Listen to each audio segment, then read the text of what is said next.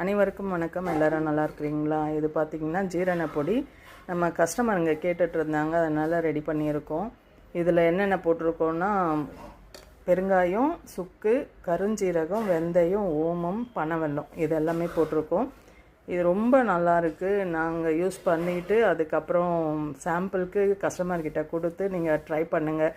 என்னென்னா செரிக்கலை, வாய்வு பிடிச்சிருக்கு, மோஷன் வரல, இந்த மாதிரி ப்ராப்ளத்துக்கு, அப்புறம் நெஞ்செரிச்சல், வயிற்றில் ஏதாவது கொமட்டிகிட்டு இருக்குது, இப்போ ஒரு ஹெவியாக சாப்பிட்டா செரிக்கலை, அந்த மாதிரி பிரச்சனைக்கெல்லாம் இது சும்மா நாங்கள் எப்படி பண்ணுவோன்னா, மாத்திரை மாதிரி லைட்டாக தண்ணி போட்டு மாத்திரை மாதிரி ஒரு 3 மாத்திரை மாதிரி போட்டுப்போம் நைட்டு படுக்கும்போது.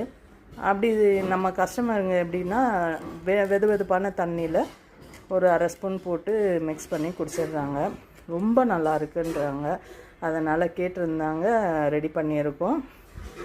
இதுவுமே நம்ம கடையில் சேல்ஸுக்கு வந்திருக்கு, கொடுக்குறோம். கேட்குறவங்களுக்கு கொடுக்குறோம்.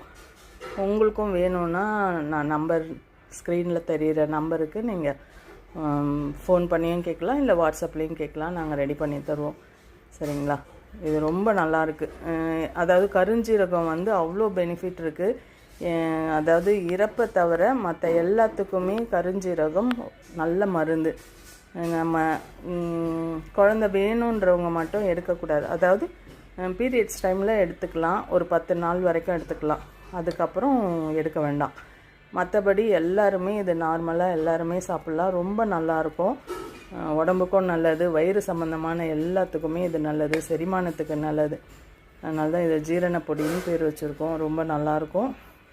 வேணும்னா நீங்கள் வாட்ஸ்அப் பண்ணுங்கள். மறக்காமல் எங்கள் சேனலை சப்ஸ்கிரைப் பண்ணிக்கோங்க. அப்போ தான் நான் போடுற முக்கியமான ஹெல்த்தான வீடியோஸ்லாம் உங்களுக்கு வரும்.